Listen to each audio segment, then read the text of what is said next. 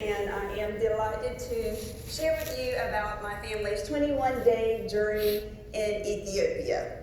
My husband has two brothers that are missionaries in Ethiopia. John is in the city, Addis Ababa, Ethiopia, and then his brother John is in Chincha, rural Chincha, and John is 10 hours south from Joe.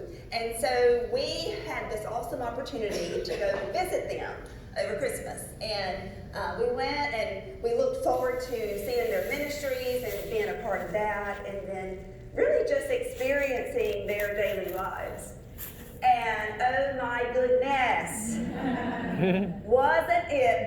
it was just so fascinating and eye-opening, humbling, joy-filled, full in every sense of the word experience. And before we left, I got this question several times. Now, who specifically is going with you and your husband to Ethiopia? Yes, all four of my children were in tow, including Brighton, who just turned 3, as well as my husband's parents. This was my children's first flight ever, a 13-hour non-stop trip to Ethiopia with a 17-hour non-stop return. And guess what?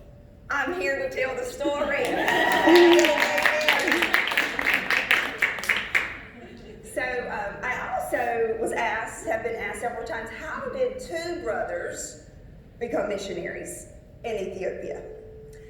So it begins like this. Joe, the youngest brother, went on his first missions trip to Brazil in high school, and so that started that desire for missions. And then it was after college that he went to Ethiopia for 3 months with YWAM, and while there, he got a passion. The Lord gave him a passion for street children. And he met Nega while there, and then they started Onesimus Center, which is a ministry that rescues children from the streets and loves on them and gives them the hope of Jesus. And that started 12 years ago. Now, in the very beginning, when he started his mission, he thought of this great idea of a farm project that would provide income for their ministry. And so he pops a question to his brother, who had no plans of ever leaving North Carolina, and says, "What do you think about growing apples in Ethiopia?" And John says to me, "It was just ridiculous enough of an idea to be intriguing." So he sought the Lord, and the Lord gave him a go. And so he's been living there, he and his family, for 9 years. They have 75 acres of land with 45,000 apple trees. Wow. He employs 50 on a daily basis and up to 125 Ethiopians during the peak season, and it is phenomenal. I'm the daughter of a farmer, and I was just in awe of what God is doing through my brother-in-law. I also get the question, so how did my children respond to this experience? Was there any culture shock? And you know, they didn't really have any. And so I pondered that. Children adapt easily. And also, they were there on mission as well, and their mission was to see their cousins and play with them.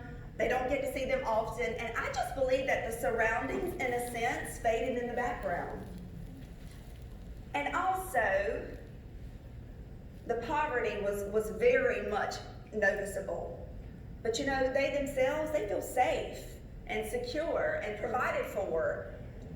And really, to me, it was just a reminder that God protects his children. And then one other thing I wanted to share is that question I often get: what impacted you the most? I learned something about myself while being in Ethiopia. I love a nice, clean, cute, modern home. Actually, life is not strong enough. I love a pretty home.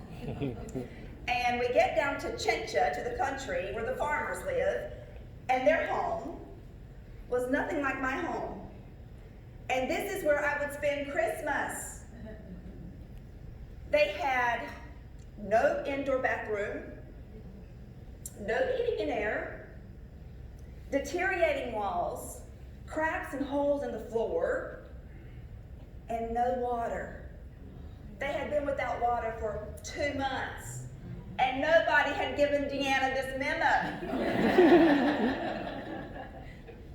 But you know what? God is so good, and He brought us rain. Thank God. Amen for rainwater. And it wasn't rainy season. God is good. And also, John's homemade filtering system saved the day. Now, we did not shower for the week, but our hands were clean, and we had water to drink. So thank God for those blessings, right? So what did I learn? Daily showers are overrated. But more importantly than that, when blessings do not seem apparent, look a little harder and you'll find them. Just maybe you've overlooked them. I had clean hands. I had water to drink. I had family. I had food. I had shelter. I had love. I had relationships. And when I returned home with all of that soiled laundry, I had a washing machine. And I didn't have to go down to the creek to wash my clothes. And I had a dryer. And so hanging clothes on the clothesline ceased. Blessings do come in all shapes and sizes. Blessed is the poor in spirit, for theirs is the kingdom of heaven. I hope you enjoyed my video. Thank you.